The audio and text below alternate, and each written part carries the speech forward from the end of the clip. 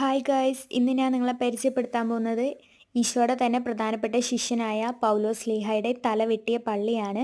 അപ്പോൾ ഇതാണ് ആ പള്ളിയിലേക്കുള്ള മെയിൻ എൻട്രൻസ് എന്ന് പറയുന്നത്. അപ്പോൾ ഇവിടെ ചുറ്റും ഒരുപാട് കെട്ടിടങ്ങളും കാര്യങ്ങളൊക്കെ ഉണ്ട്. ഇതൊക്കെ കാണാൻ തന്നെ നല്ല ഭംഗിയാണ്. ശരിക്കും പറഞ്ഞിട്ടുണ്ടെങ്കിൽ ലൈഫിൽ ഒരു വട്ടെങ്കിലും വന്ന് കാണേണ്ട ഒരു സ്ഥലം തന്നെയാണ്. അപ്പോൾ ഇതിൻ്റെ അകത്താണ് ഈ പൗലോസ് ലീഹാനെ തടവറയിട്ട സ്ഥലമുള്ളത്. അപ്പോൾ നമ്മൾ സ്റ്റെപ്പ് ഇറങ്ങി താഴത്തേക്ക് പോകണം, അവിടെയാണ് തടവറയുള്ളത്.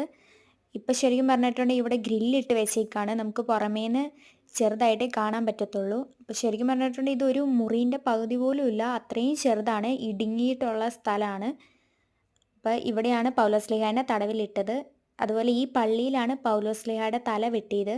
അപ്പോൾ ഇതിൻ്റെ ഒരു ഭാഗത്തുനിന്ന് ഒരറ്റത്തേക്ക് പൗലോസ് ലീഹായുടെ തല ഉരുണ്ട് പോയായിരുന്നു. അതിവിടെ കൃത്യമായിട്ട് മാർക്ക് ചെയ്ത് വെച്ചിട്ടുണ്ട്, ഒരു സർക്കിളിൽ ക്രോസ് ആയിട്ട്.